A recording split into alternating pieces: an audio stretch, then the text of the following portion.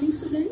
Today we will continue our chapter 5 with more details. We will discuss about waves, destructive waves, tides, importance of tides and waves. Now let's start. In previous class we have discussed oceans and temperature of oceans, ocean circulation and more details about the oceans. Today we will discuss about waves, tides, destructive waves, tides and importance of tides and waves. Now let's start. The surface of the oceans and seas are never completely still.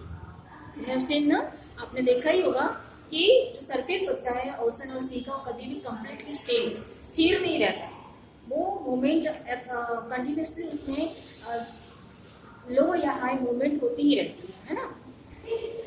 Even in calm weather the force of winds forms ripples.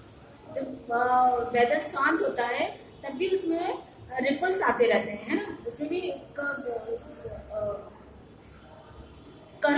Curls ripples जो आते रहते हैं, तो थोड़े थोड़े हल्के फुल्के ऐसे ऐसे मूवमेंट होती रहती है.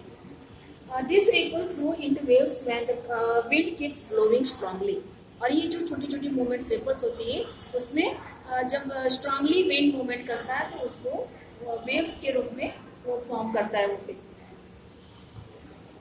The stronger the wind blows the bigger is the wave.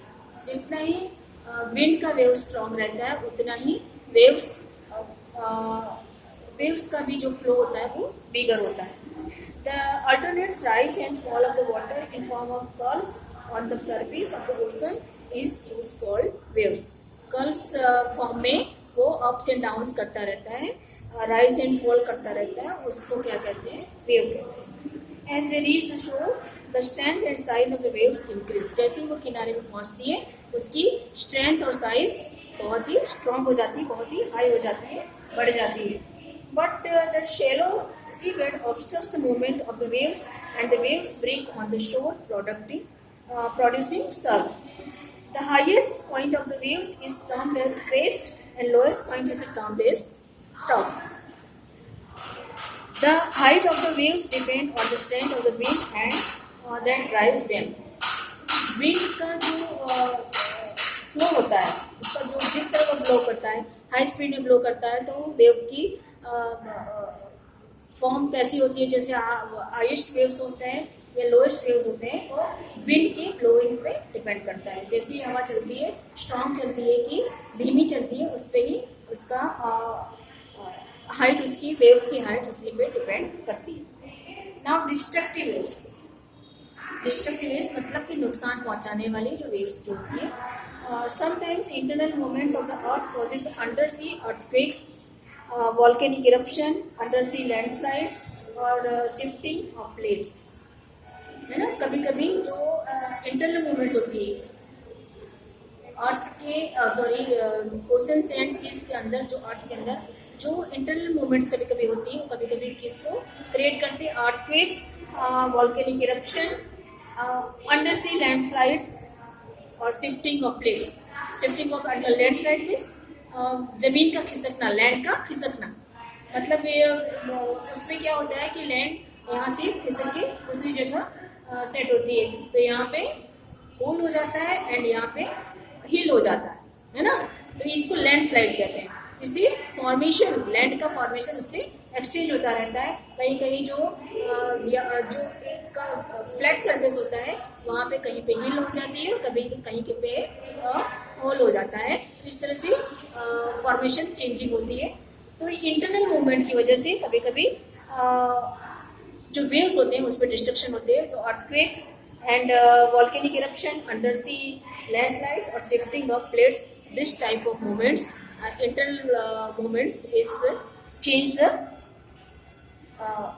waves into destructive. This trigger waves which assume enormous size and huge height of approaching the coast. They are termed as tsunami or tidal waves. You know, these waves are termed as tsunami or tidal waves, but they are not caused by tides. But tide के लिए ये affected नहीं है. They are actually seismic sea waves. Actually, they are seismic sea waves. The height and Speed of these waves are very high. These waves' height and speed are very high. The largest tsunami ever measured was 150 meter high. The largest tsunami की height कितनी थी? 150 metre high थी. 150 metre ऊंची तक उसकी waves, उसकी height, waves की height कहाँ 150 मीटर तक वो हाई थी. They may strike the coast with huge force and causes great destruction. और इससे बहुत ज़्यादा उसका जो फोर्स होता है, ह्यूज फोर्स होता है, वो ग्रेट डिस्ट्रक्शन को क्रिएट करता है. Those people who have lived through them call them killer waves. तो जो उस एरिया में उस पीपल जो उससे इफेक्टेड होते हैं उसको उस वेव्स को क्या कहते is called as killer waves. Cyclone, typhoons and hurricane originating over sea cause sea storms. Sea storms जो समुद्र में तूफान आते हैं, इससे कौन कौन से cyclones, typhoons and hurricanes originate होता है, उससे ये सारे जो डिस्ट्रक्टिव वेव्स हैं वो ऑरिजिनेट होते हैं. The high speed winds causes huge waves and make the sea rough. High speed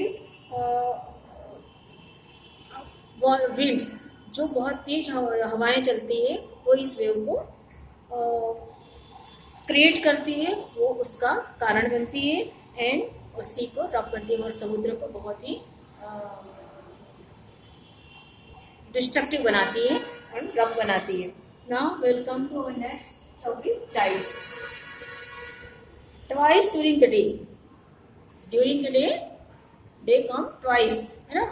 तो 2 बार वो क्रिएट होती है विथ मोर और less regular intervals.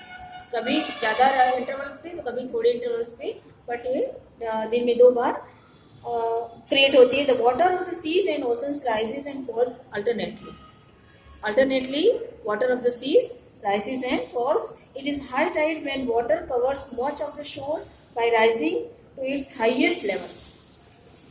It is low tide when water falls to its lowest level and recedes from the shore. Low tides में जो अपने दरिया किनारे, समुद्र किनारा जो होता है उससे वो किनारे पे कम आती है और हाई टाइड में वो वेव्स उसकी जो बहुत इंक्रीज करके बहुत ऊपर तक आती है. The strong gravitational pull extended by the sun and the moon on the earth surface causes the tides. Under the influence of the moon's gravitational pull और force, the water of the earth closer to the moon gets pulled. This causes high tide, but when the moon is in its first and last quarter, the ocean water is pulled in diagonally opposite direction by the gravitational pull of sun and moon, resulting in low tides. जब quarter और first and last quarter में moon होता है तब लो tides create होता है. The tides that occur after the new moon and full moon are known as spring tides. जब full moon होता है और न्यू मून और फुल मून के ड्यूरिंग जो टाइड ऑकर होता है वो कौन सा टाइड फॉर्मेशन होता है? टाइड का स्प्रिंग टाइड का फॉर्मेशन होता है. Characteristics, another characteristic of spring tide is that it occurs at time when the sun, moon and earth is in same line. Sun, moon और अर्थ एक same line में होते हैं तब इस स्प्रिंग टाइड ऑकर करता है, मतलब उस समय वो बनता है. Such tides are higher than the high tides and lower than the low tides. कुछ टाइड्स हाई टाइड से भी हायर होते हैं एंड लो टाइड से भी लो होते हैं. During the first and last quarters of the moon, when the sun and moon are at right angles, अर्थ के राइट एंगल्स में सन और मून होते हैं, तब क्या होता है? तो ईच अदर नीप टाइड्स होकर, उस समय नीप टाइड्स होकर होता है. वो टाइड्स का जो फॉर्मेशन होता है वो नीप टाइड्स होता है. During such tides the difference between high and low tides is not too much. और इस टाइड के दरमियान जो हाई और लो टाइड्स का जो डिफरेंस होता है वो बहुत ही कम होता है, बहुत ज़्यादा नहीं होता है. Importance of tides and waves. What is the importance of tides and waves? The rise and fall of level of watering during tides is beneficial to us. Rise and fall जो होता है टाइड्स के during, water का जो rise and false होता है वो हमारे लिए बेनिफिशियल है. High tides raises us the water level close to shores. High tides अपने वाटर लेवल को रेज करता है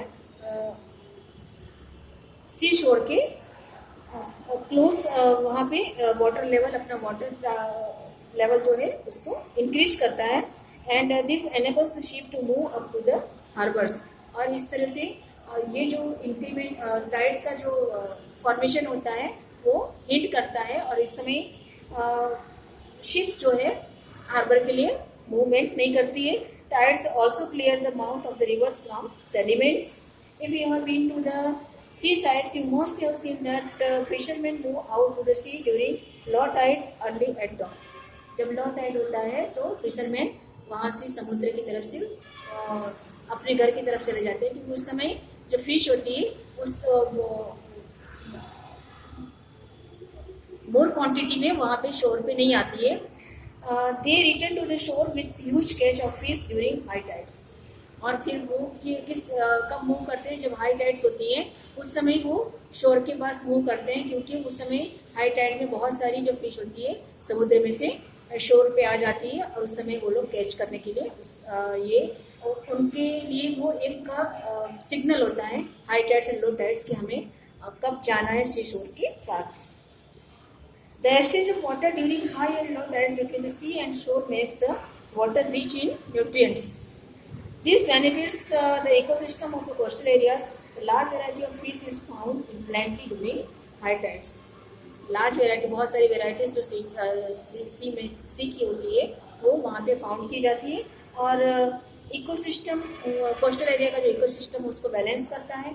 and shore makes the water rich in nutrient. और ये जो टाइड्स का जो मोमेंट है high tides and low tides का, वो शोर के वाटर को न्यूट्रिएंट करता है. The force of waves and tides can be harnessed to generate electricity. और इलेक्ट्रिसिटी जनरेट करने में भी वो हेल्प करता है. This is known as tidal energy, and this energy is known as the tidal energy. उसकी वजह से the forces of waves and tides can B, waves और टाइड्स की जो फोर्स है उसके कारण उसकी वजह से जो एनर्जी क्रिएट होती है उसको टाइडल एनर्जी कही जाती है. This renewable resources can solve energy crisis, and this is the renewable energy means the tide and waves create the energy. This is the renewable energy, and this energy solve the energy crisis. It can help us to conserve the exhaustible non-renewable fossil fuels too. So we have seen that, we have discussed that what is the importance of tides and waves in our life. Now I think you all are clear about this. Today's our topic is over, and we will continue this chapter in the next class. Thank you.